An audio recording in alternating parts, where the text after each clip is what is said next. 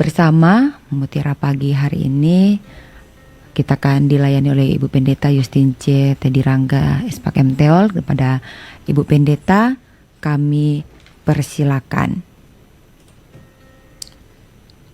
Baik Bapak Ibu Saudara pendengar yang dikasihi dan diberkati Tuhan, salam sejahtera untuk kita sekalian.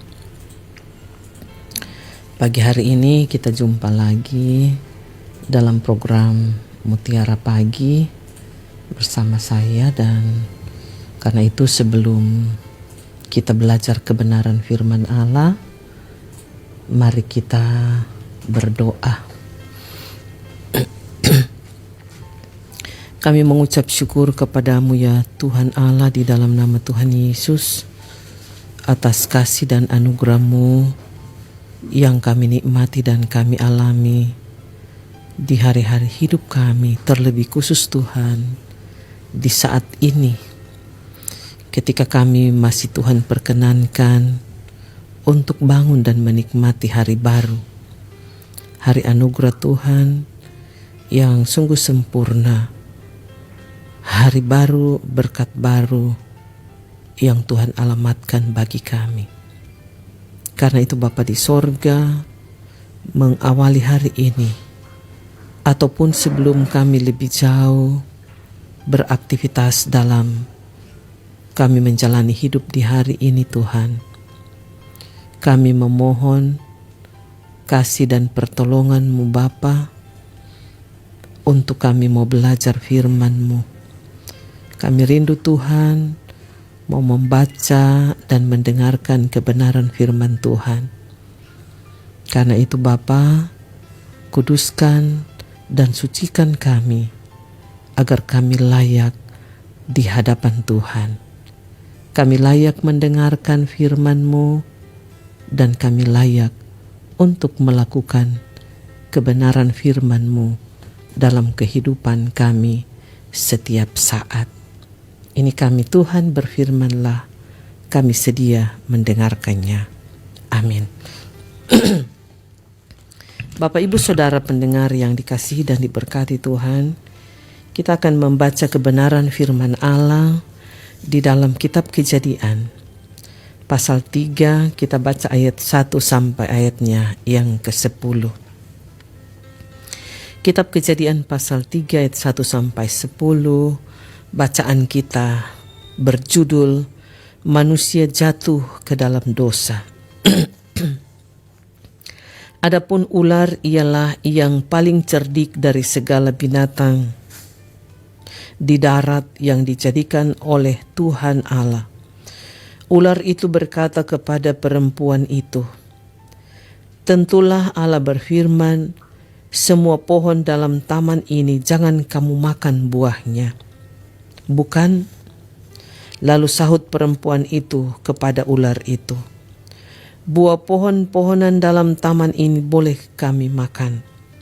Tetapi tentang buah pohon yang ada di tengah-tengah taman, Allah berfirman, jangan kamu makan ataupun raba buah itu, nanti kamu mati." Tetapi ular itu berkata kepada perempuan itu, "Sekali-kali kamu tidak akan mati. Tetapi Allah mengetahui bahwa pada waktu kamu memakan, matamu akan terbuka dan kamu akan menjadi seperti Allah, tahu tentang yang baik dan yang jahat." Perempuan itu melihat bahwa buah pohon itu baik untuk dimakan dan sedap kelihatannya.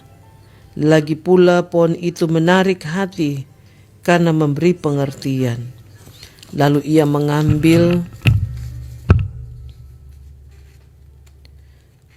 buah pohon itu dan dimakannya dan memberikannya juga kepada suaminya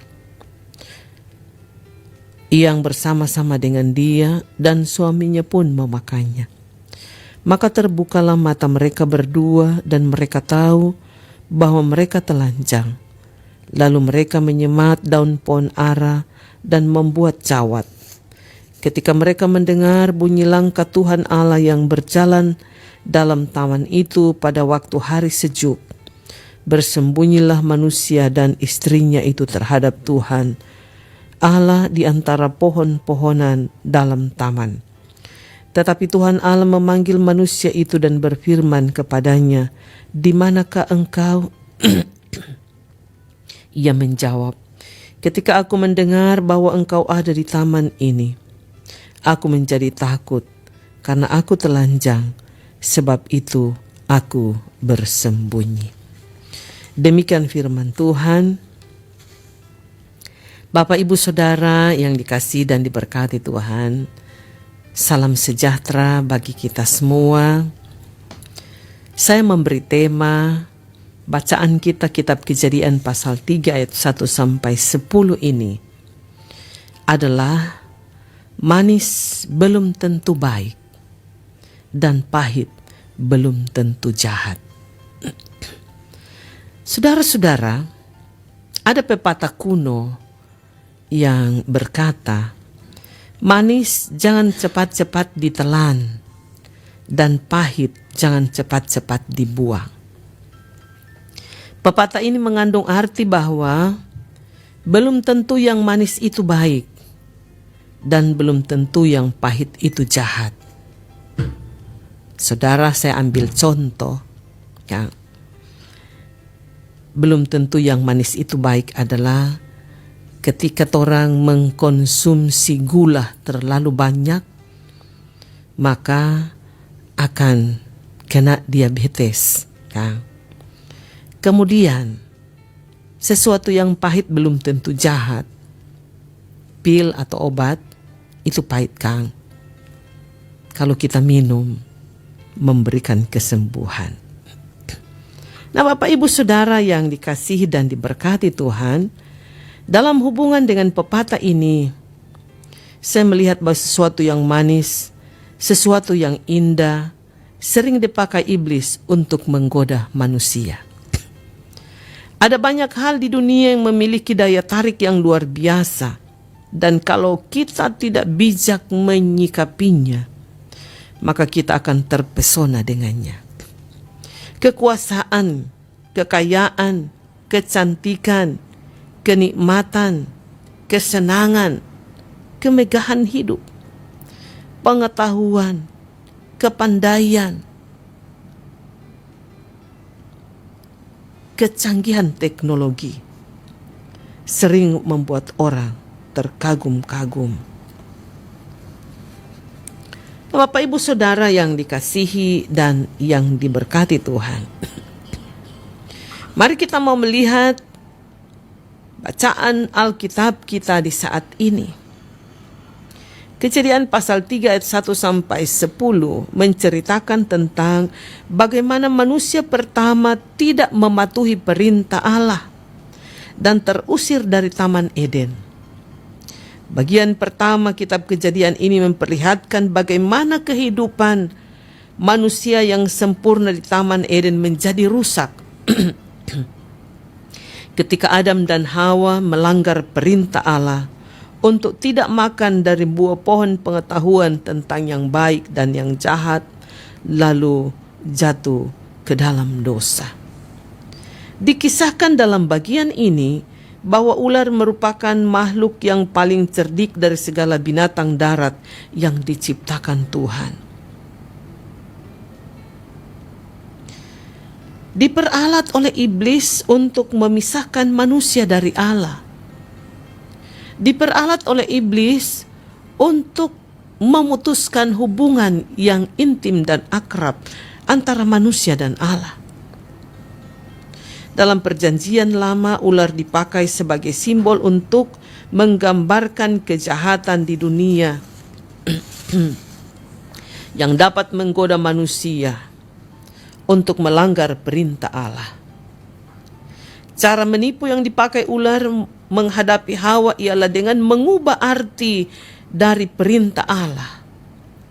Iblis memutarbalikkan perintah Allah untuk menjebak dan meruntuhkan kepercayaan dan ketaatan Hawa dengan menanamkan benih-benih keraguan, kecurigaan, dan gambaran-gambaran palsu tentang Tuhan Allah ke dalam pikiran Hawa. Akibatnya saudara, Hawa dan kemudian Adam jatuh ke dalam dosa karena melanggar perintah Tuhan Allah.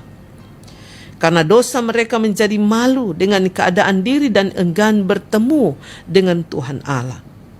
Gambaran Taman Eden sebagai tempat hidup yang penuh dengan kedamaian dan keindahan yang memberikan ketersediaan semua menjadi kebutuhan hidup, tempat di mana Tuhan Allah memberi manusia kepercayaan untuk mengusahakan dan memelihara kehidupan, serta tempat di mana manusia yang menempatinya hidup dituntun oleh Allah kini terpisah dari manusia yang telah jatuh dalam dosa.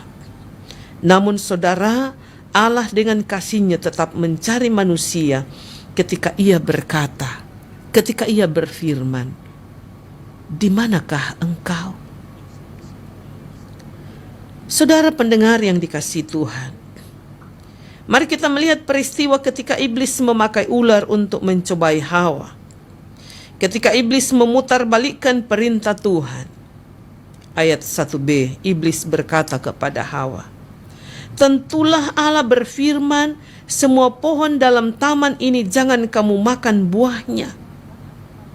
Saudara, padahal kalau kita membaca Kejadian pasal 2 ayat 16 dan 17, Tuhan Allah berfirman kepada Adam dan Hawa, "Semua pohon dalam taman ini boleh kamu makan buahnya dengan bebas. Tetapi pohon pengetahuan tentang yang baik dan yang jahat tidak boleh dimakan buahnya. Sebab pada hari engkau memakannya pasti engkau mati." Luar biasa saudara, iblis memutarbalikkan firman Tuhan. Maka muncullah benih-benih keraguan, muncullah kecurigaan dan gambaran-gambaran palsu tentang Allah mulai masuk ke dalam pikiran Hawa. Apalagi ketika Hawa melihat bahwa buah pohon itu sangat baik untuk dimakan. Apalagi ketika Hawa melihat bahwa buah pohon itu sedap dan menarik hati. Hatinya terpikat pada buah itu. Ia lupa bahwa buah itu adalah buah terlarang. Tuhan Allah sudah memberi larangan keras untuk tidak memakannya. Namun akhirnya pelanggaran itu terjadi hanya karena sesuatu yang kelihatan indah. Hanya karena sesuatu yang kelihatan menarik. Hanya karena sesuatu yang sedap, dan bukan hanya dirinya saja yang jatuh, tetapi juga Adam. Tetapi karena kasih-Nya Allah mencari mereka. Allah tidak membiarkan mereka. Tuhan Allah datang dan berfirman, "Di manakah engkau?" Saudara-saudara pendengar yang dikasihi dan diberkati Tuhan, dari bagian firman Tuhan ini, kita belajar ada beberapa hal yang kita patut garis bawahi. Pertama, ketika keraguan terhadap perintah Tuhan menguasai hati dan pikiran kita, karena berbagai jerat dan tipu daya iblis, maka iman kita seringkali melemah dan perilaku kita berubah. Cara licik yang dipakai ular untuk menggoda Hawa memperlihatkan bagaimana Hawa berada dalam kuasa kejahatan, merekayasa perintah Tuhan dengan mengubahnya untuk tujuan-tujuan yang jahat. Hal ini menyadarkan kita bahwa betapa pentingnya menaruh kepercayaan penuh terhadap setiap firman Tuhan, agar tipu daya iblis tidak mampu mengubah kepercayaan kita dan tidak meragukan akan kebenaran Allah. Saudara, sekali lagi menjalani hidup, kita harus punya keteguhan iman. Kita harus punya keteguhan iman untuk menaruh kepercayaan penuh terhadap perintah dan firman Tuhan. Kalau kita teguh beriman, saudara, kita tidak akan gampang terombang-ambing, tidak akan gampang menjadi ragu akan firman Allah, akan kuasa Allah. Yang kedua, Bapak Ibu Saudara, apakah mungkin kita pernah melupakan firman Allah hanya karena kekuasaan, hanya karena kekayaan, hanya karena jabatan, hanya karena kecantikan, karena pengetahuan, karena kepandaian, sehingga membuat Tuhan marah dan kita terusir dari situasi dan keadaan hidup sebagaimana mestinya kita jalani, seperti Adam dan Hawa yang terusir dari Taman Eden? Karena itu kesempatan bagi kita saat ini untuk menata kembali kehidupan kita, kehidupan saya dan Bapak Ibu Saudara. Sehingga kekuasaan, kekayaan, kecantikan, kenikmatan, jabatan, kesenangan, kemegahan hidup, pengetahuan, kepandaian tidak membuat kita melupakan Tuhan dan sesama yang ada di sekitar kita. Saudara-saudara, mari kita hidup takut akan Tuhan, sehingga kita tidak akan terusir dari suasana hidup, dari keadaan hidup yang nyaman dan aman, seperti Adam dan Hawa terusir dari Taman Eden. Mari kita jaga hidup ini. Yang ketiga, Bapak Ibu Saudara, belajar dari firman Tuhan hari ini. Mari kita membangun keluarga kita. Tiap anggota keluarga harus menjalankan fungsi kehidupan masing-masing dalam terang firman Tuhan. Kepala keluarga sebagai pemimpin dalam keluarga harus memiliki prinsip hidup dalam kebenaran yang tegas dan tidak berkompromi terhadap keinginan-keinginan yang melenceng dari kebenaran. Istri sebagai pendamping hidup, sebagai penolong yang ditempatkan Tuhan di samping suami, harus mampu menempatkan diri sebagai penolong yang setia dan tidak menjadikan keinginan diri yang berpusat pada gaya hidup yang mengutamakan pemuasan kesenangan mata dan kenikmatan dunia sebagai prioritas dalam kehidupan. Bapak Ibu Saudara pendengar yang dikasihi Tuhan, karena hal tersebut bisa menjadikan kita gagal dalam mentaati kebenaran firman Allah dan kita jatuh ke dalam tipu daya iblis. Ingat saudara, Hawa jatuh karena kesenangan mata dan kenikmatan. Hawa melihat bahwa semua itu indah. Hawa melihat bahwa buah itu nikmat. Hawa melihat bahwa buah itu sedap untuk dimakan. Saudara-saudara, demikian pula dengan anggota keluarga yang lain. Anak dan orang tua atau kerabat yang hidup bersama dalam satu ikatan kekeluargaan. Pola hidup yang saling mendorong untuk melakukan hal-hal yang baik haruslah menjadi yang terutama dalam kehidupan. Kalau mulai dari dalam kehidupan keluarga, orang kehidupan so tertata dengan baik, maka keluar dari rumah pun kita menjadi berkat bagi orang lain. Saudara, yang keempat, kita tidak sendirian, tetapi Tuhan sedang ada bersama kita dan berkata, "Di manakah engkau?" Ini bukti kasih sayang Tuhan. Walau kita sudah jatuh dan terus jatuh, saudara, Tuhan tidak pernah membiarkan kita. Tetapi Dia bertanya, "Di manakah engkau?" Itu berarti Tuhan Allah tidak pernah meninggalkan kita. Ia yang telah menyelamatkan kita melalui Anaknya yang tunggal, yang telah memenangkan kita dari dosa, akan memelihara dan menyelamatkan kita dari situasi dan keadaan ini. Karena itu kerjakanlah keselamatan itu dengan sungguh-sungguh. Ketika kita jatuh, cepat bangun saudara. Ketika kita telah berdosa, cepat-cepat bertobat saudara. dan jangan jatuh lagi yang kedua kali. Saudara, yang kelima, saat ini kita diingatkan tentang tanggung jawab yang Tuhan berikan ketika Ia menempatkan kita di dunia ini, yaitu untuk mengusahakan dan memelihara alam semesta ini dalam ketaatan pada apa yang menjadi perintah dari Tuhan.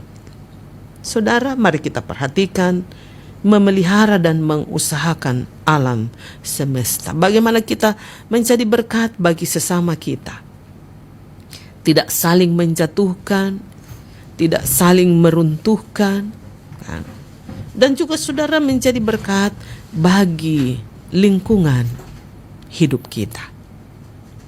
Supaya kita menikmati kehidupan seperti dalam suasana di Taman Eden. Terpuji nama Tuhan. Amin. Mari Bapak Ibu Saudara kita berdoa. Ya Allah Bapa di sorga, dimuliakan namamu di dalam nama Tuhan Yesus.